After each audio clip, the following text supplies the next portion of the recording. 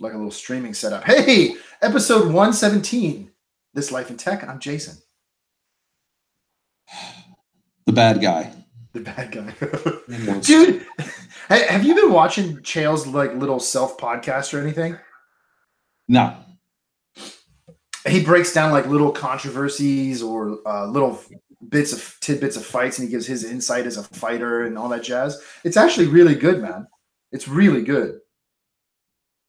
Chael. I've seen a couple. Yeah, I heard something different. I've seen a couple of them. You know, I mean, look, but even though I think basically as a UFC fighter he sucks. It doesn't mean. I mean, that's saying it as a UFC fighter he sucks, which means he's elite, right? Regardless, yeah, it's not a top 10 elite fighter of all time, right? He's just has performed at an elite level for a short period of time. The dude knows fighting, wrestling, anything, any physical combat sport. I mean, the guy knows. I believe he also did well in what's the other grappling events? Like the jiu-jitsu stuff? Yeah. I can't remember. I don't think he did. I don't remember what tournaments he went into. If he went into like Abu Dhabi or I think it was Abu Dhabi. Yeah, that's the big Holy Grail one. Yeah. Anyway, the guy knows his stuff, and he's enjoyable to watch. You know, he didn't take my trash talking as well as to what Connor did, but you know, I had at least one good student when it comes to the trash talking game. Well, listen, man, he's talked himself into more than one fight, and he fights anybody. I mean, he doesn't shy away from it. He knows how to make money. I like his insights because remember he was originally before he got into the UFC, if I remember his story correctly, was working to enter professional wrestling, which his personality obviously fits, right? So his insights into like the backroom deals and the business angles and stuff, that's what I find particularly interesting. Oh yeah. You know, the funny thing about him and like being a, professional wrestler, he's really not big enough to be one. Right. I mean, that's the thing, because when you take a look at like people like Brock Lesnar, I mean, that guy looks like a professional wrestler. You know, Chael Sonnen is nowhere close to that size, even though he walks around at, 200 pounds. You know, Brock Lesnar's walking around at like 300. He's got to cut weight to make the heavyweight limit in the UFC. Yeah. Well, and so since we started talking about this, should we just talk about McGregor and get it out of the way? Yeah. I mean, I tried advising Connor to not play the retirement card again. He didn't listen, but what's interesting is I wonder, and I don't know that this is it or not. I think because, there's some allegation of sexual misconduct in Ireland against him. I don't know if that has anything to do with it. I don't think it does, to be honest. I think this has everything to do with, I want more money. You're not offering me enough money. Well, the word, and I listened to Chael talk about this too, is that this specifically has to do with in the negotiation to fight Cowboy Cerrone, McGregor wanted either headlining, and they didn't want him to headline this card, and so he wanted a stake in the company. I mean, that's probably true. The issue is you just lost. Your last two fights, you're 0-2. I count Mayweather as a fight. Well, technically, I mean, even not technically, it was a fight. I mean, yeah, you lost. So you win your next fight, you get something. Bottom line is, he's got it in his contract that every time he fights, his crappy whiskey is on the mat. That is worth. I don't even know how to calculate the monetary value of that marketing spot. Who knows, dude? Especially because he's essentially, I'm assuming, getting it for free. I mean, Right, it's a part of his deal, right? So I Right. don't know how many millions of dollars that's worth. Oh, it probably has an insane conversion rate. And here's the thing: I heard sometimes because I like Dana White too. I've always liked him. Um, his argument is, well, look, if you want to be part owner, just go buy shares. Well, okay. Yeah, he wants to be given shares, which is a big Yeah. difference. Yeah, of course. If I'm Conor, I fight. If I really want to fight, I'm fighting. Mhm. My proper 12, that's my whole thing. When I'm there, if I'm on the card, anywhere on the card, proper 12 is there. Or his clothing line, whatever, any of it. Mhm. That's what he should be doing. I honestly don't think it's a good fight for a Cowboy. Cowboy's much bigger than him. That's not a good fight for Conor. Needs to, I mean, even the weight class he won his last belt in, that's not a good weight class for him. The guys are much Yeah, bigger. ultimately, I don't think so. I mean, well, and so he's kind of stuck without something in between. But I mean, Well, right. So he should go to the lower. I mean, he never had problem making weight, and he would just everything. You know, what Yogi Berra said. You know, the game's 90% mental, and the other 10% is mental. yeah, All right. right. So if I'm Conor and I'm his advisor, I'm telling him to go back down a weight class where he was to get back to winning. Yes. Yeah, I think the momentum more than anything else is what would be important here. Well, and so similarly, there's a saying in cycling, it doesn't get easier, you just get faster. Yeah. Right. So, you know, Conor goes back down. He should take the John Jones approach and going, look, I don't need to go fight at heavyweight. Light heavyweight is where I'm at. I'm going to rule that division. Period. Well, Conor hasn't had a problem ruling the lower weight division. Go back there and just destroy it. Well, and then every time you fight, you're the headliner. See, and that's an interesting thing. So, you know, in the pre-session today, you and I were talking about this idea of like long-term strategy. Yeah. And you would think in that position, like I'll speak for myself. When I was in my 20s, man, I just wanted to show up and work, and I wanted to make money because my world was that big. Now that I'm in my early 40s, my perspective is completely different. You know what I mean? And so what I'm looking for and what I'm trying to do to dominate my vertical or my division, so to speak, is completely different than what I would do. And so you'd have to imagine Conor's a young guy, but if he's not figuring it out with that much money, you'd have to have access to some really good advisors. I mean, I'll advise him for free. I'm sure you would too. Sure. He's 30 years old. He's 30 years old. He could go back down a weight class and say, I have a 3-year game plan. That's 3 years to get out of the game, one way or another. Whether it's also opening his own gym, becoming that manager, pushing forward proper 12, pushing forward his other parts of his brand. For 3 years, I know I can go down in the next weight class and fight 2 times a year and crush people, and my brand is everywhere. Look, I personally do not believe the UFC is going to be the number one, you know, mixed martial arts brand forever. They won't be able to. You have too many other ones that are popping up, and other superstars are starting to leave the UFC to go to, like, you know, One Fighting Championship, you know, places like that. So eventually you're going to have cross promotion deals. I think it almost feels like it's taking the same path that boxing did. This is the WBC, the IBC, the whatever. This will be the UFC, the ONE FC, you know, champion, and you're going to have cross promotions. It's all about promotional deals at that point. Yeah, I think that's within the next 5 years. I think so too, and I think what drove it to boxing is there was just a large enough talent pool, really, and clearly the UFC's got to that point where there's just so many cards and so many things going on. It makes sense to branch it out in different ways.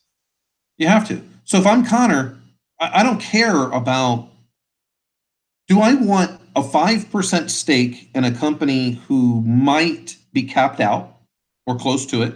Or do I want a 100% stake in my own thing and bet on myself?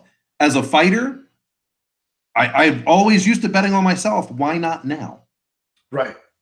Right. And, that was kind of interesting vision wise of, if I remember correctly, in that Mayweather fight, he had McGregor Sports Management or McGregor Sports something, man. Yeah. And I really thought he was going to drive that. He should. I don't know where that's gone. He's got people. I mean, he's 30 years old, so it's not like he's super young for the fight game. But he would have some people in his stable. Like Dylan Dennis is no joke when it comes to, grappling. Right. He has zero stand-up game. Well, and so to connect this back to Chael, then maybe we'll move forward. I mean, look what Chael did. Chael started a grappling tournament system called Polaris. Yeah. And they do jiu-jitsu tournaments, and they have some modified rules where, like, it's kind of like the old Boss Root and Pancrase, where, like, you could slap with an open hand or some, I don't remember all the rules, man. But it's a niche little thing, and why not try it? Why not bet on yourself? I agree, man. Yeah. So, I mean, and that comes to everything. Like, you're talking about yourself for, when you first started working. I mean, for me, at one point, I was like, look, I just want to do security, cyber, go forward and become a CISO. And I did. So I achieved it. And then then I started seeing the way that the path was going, that cyber is nothing more than a risk function. And I didn't want to be lumped into risk. I want to build, I want to innovate, I want to help other people build, innovate, and secure. So I needed to figure out how to pivot. And so I did. I pivoted to CTO and to now a CIO role. And it doesn't mean that I've lost anything about security. Mainly my job is about business risk, which cyber is one of that, as well as delivering technology and products to customers that are properly maintained and all this kind of jazz. But I want more. I've already, so how do you get, people have asked me many times, well, you can make much more money as a CISO than when you can today as a CIO. And I'm like, you're absolutely right. I absolutely can. But that doesn't fulfill me. And this is chess. I'm looking at where do I want to be 10 years from now and not a year from now. That's just not, the reason why I believe many CISOs don't last very long in organizations is, one, it is high stress. It's 24/7, 365 high stress. And I don't believe the stress is what many of you would probably think it is. The stress is more of no one's listening to you. And your career is essentially on the line based on how well you convince other people to do things, and you have no control over it. Right. Right. And that's why I wanted to move to the CIO role, because I can bring that CISO in there, and I actually have someone that we can talk about what's the risk.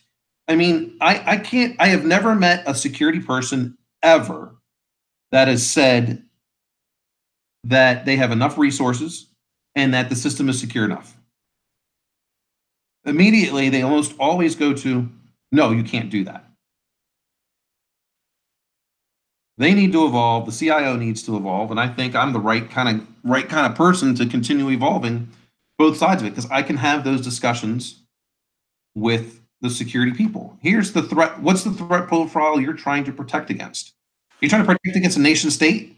We're not a nation state. We don't have the funds for that. So anything that we believe is going to be nation state level, we need to transfer that risk and get insurance. Because we're not a nation state. We can't defend against it.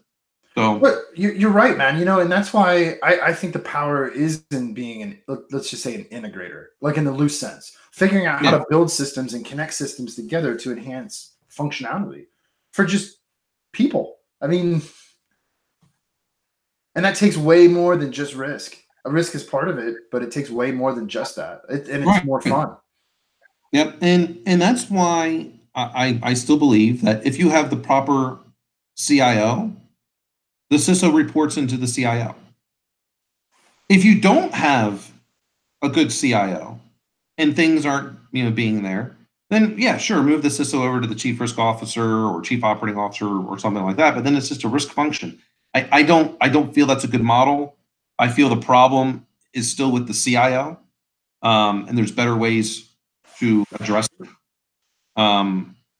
But even if I was in an organization where the CISO didn't report to me, it doesn't bother me at all, because it doesn't get their input to me. It doesn't change my direction. My direction is still to make sure that everything we're putting out is as secure as it can be based upon the threat profile that we have accepted as an organization. And the CISO doesn't have to report to me for that to happen. The input from the CISO is still just as valid, regardless if the CISO reports to me or not. Yeah. Well, man, I could get that CISO to not get so stressed out to where they're gone in like 2.8 years or whatever the number is. It's less than years, I think, across industry. Speaking of technology, so I got an update on the upcoming 5K. All right, what do you got? So first of all, man, I found a new place to run this week, and we ran at a park that's basically through the woods. Man, does that make a world of difference. It's so much more enjoyable, man. So much more enjoyable. Oh, yeah, sure. And so I noticed this time that the reigning defending champion was a couple steps faster than she's been. And so I started wondering, why would that be? Because it's later in the week, she should be more tired, right?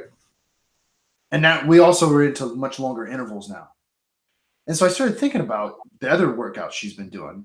And it dawns on me, I know what she's doing. I know exactly what she's doing. So I looked, thank God for technology. I looked at her schedule because it's all on the calendar, right? We keep a joint calendar.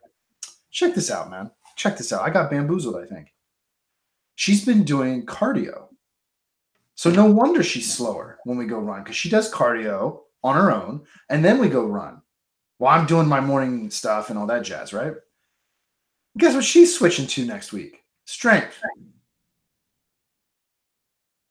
Dude, I told you, Nostradamus is right again. Again, one of these days, people are just going to realize. So, when's your 5K? Next weekend? No. Man, I think we got it at the end of April, so a couple weeks. You have some time. I know, man, but now she's not doing cardio in the morning. She's doing strength. So not only is she going to have more cardio when we go run, but now she's going to be working on leg strength too. That kick is going to be right. That's right. It's sprint training is what it is, man. So here's my counter chest move. Check this out, dude. Man, I'm smart, dude. I'm smart. So I found this out, and I immediately went over to the aunt and uncle on the other side of the field, and I said, "Hey, uncle, I need your help to come help me plow this garden today, because it's been dry, so the ground can be plowed." And I made the garden like double big. So now we are gonna have to take our time to walk around and plant everything and get that all ready. It's not gonna work, dude. Hey, man, I'm trying to bog her down. You could try. She's crafty. She's already. I know, man. Remember, she's a part of this community, so she's told them all what's going on, and they've given her everything it's going to take in order to beat you by one step. See, and that's the thing is I don't have access to her Facebook group because they all talk in this Facebook group, and I see her sometimes. We'll be sitting there like at dinner last night. We got a babysitter, and the two of us just went out for some errands and dinner. And I see her on Facebook. I'm like, "Hey, what's going on in your Facebook world?"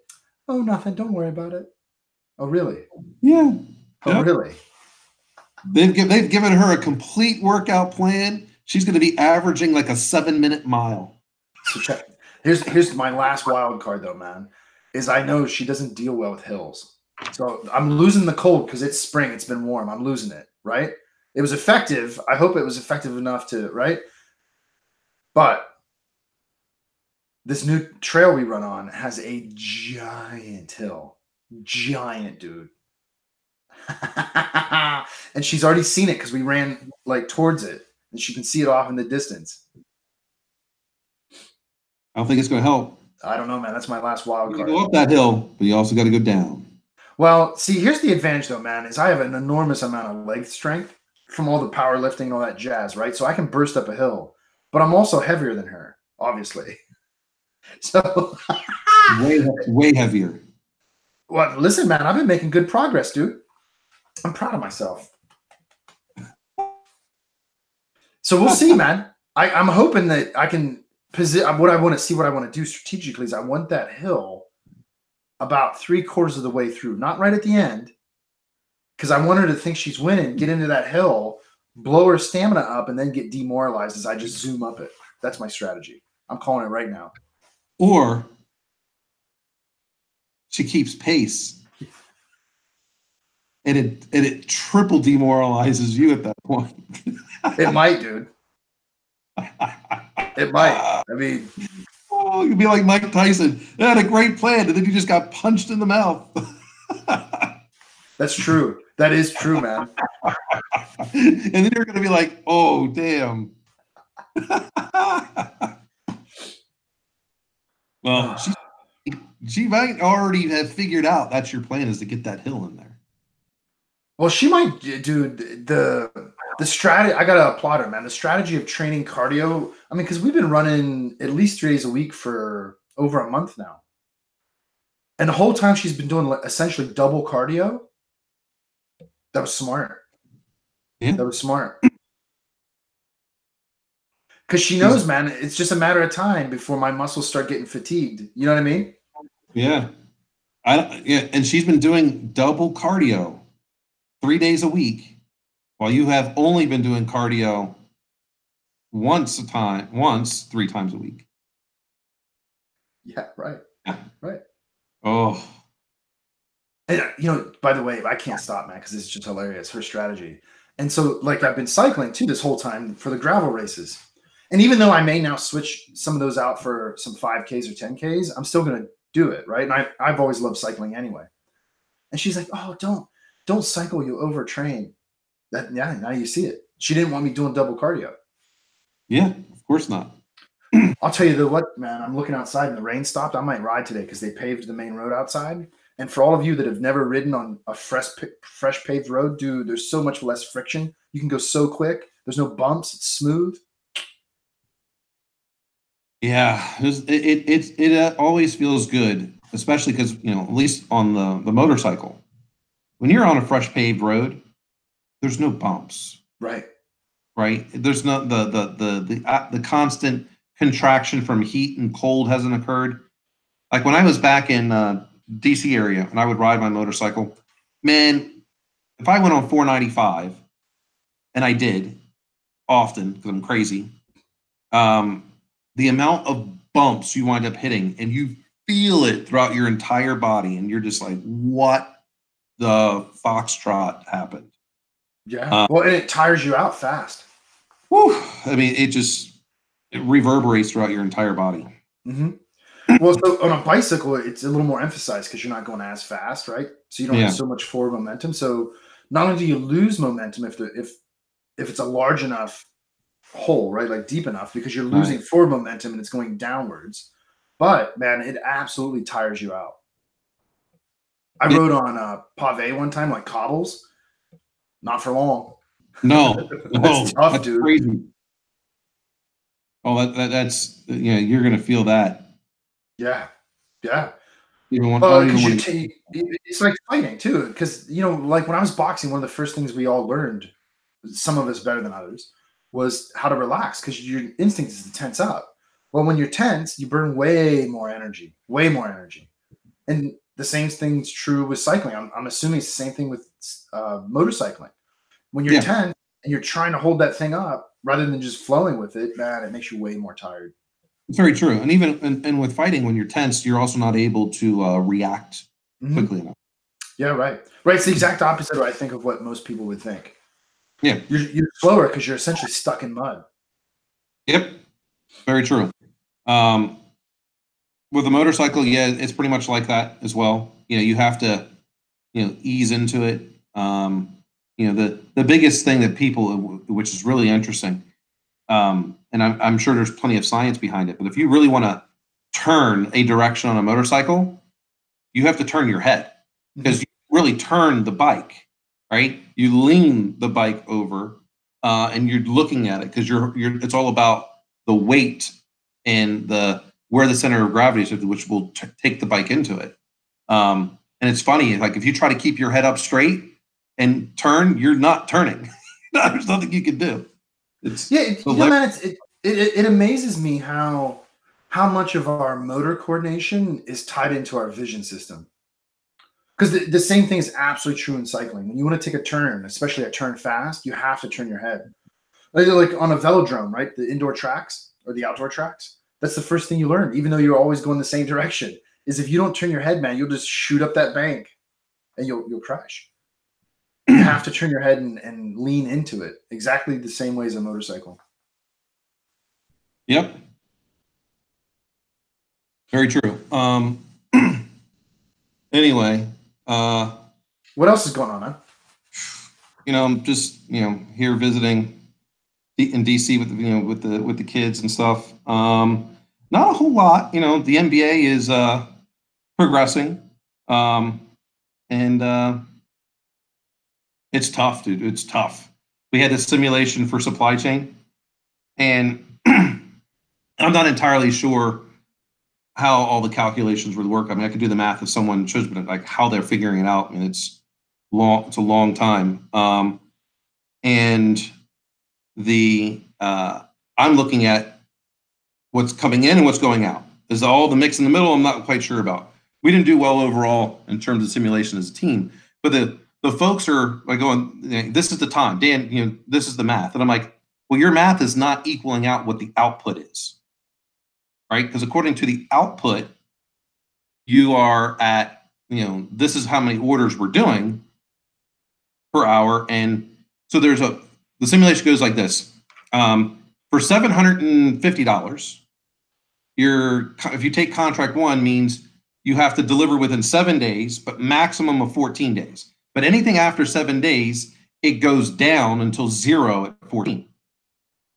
Contract 2 is 1 day, 3 days. Contract 3 is half day, 1 day. And the money goes $750, $1,000, $1,250. So of course, it adds up pretty quickly if you can get to the $1,250 if you got everything done on time. So they're telling me all this stuff, and I'm going, look, our lead times currently we finally got it to the point with contract 2, we were delivering within 1 day constant.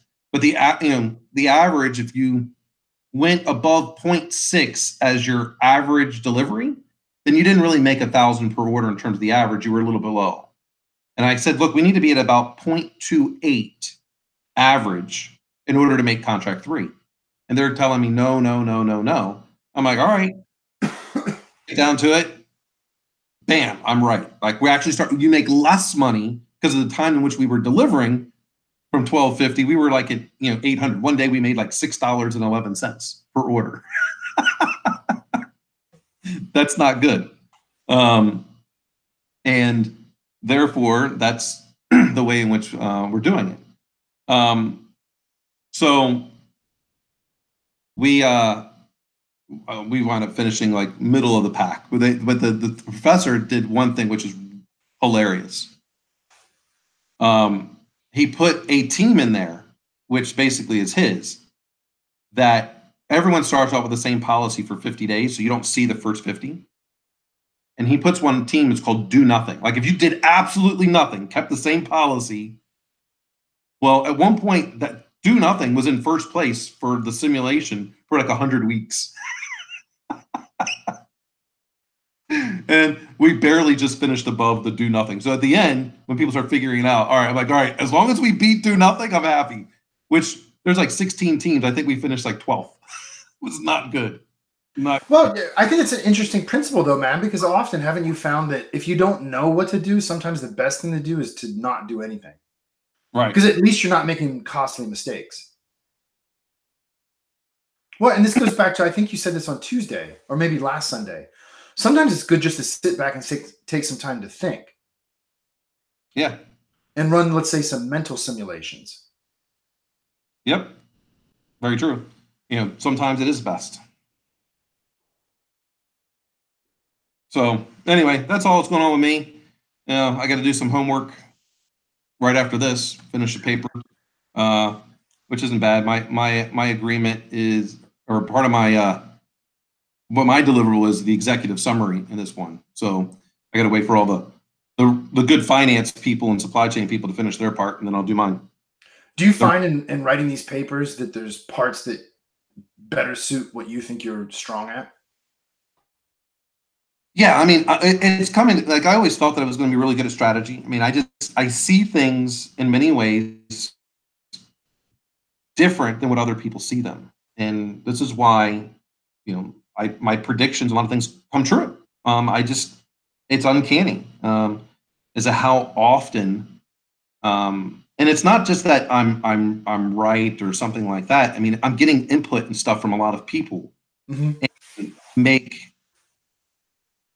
basically I'm making a prediction, which is a probability that's high that I'm going to be right. I mean, I'm just playing the odds. So Well, and I ask because over the years, man, the more I collaborate with more different people on like research, academic papers, I find that there's parts that I tend to be slow at that it's much better if somebody else does.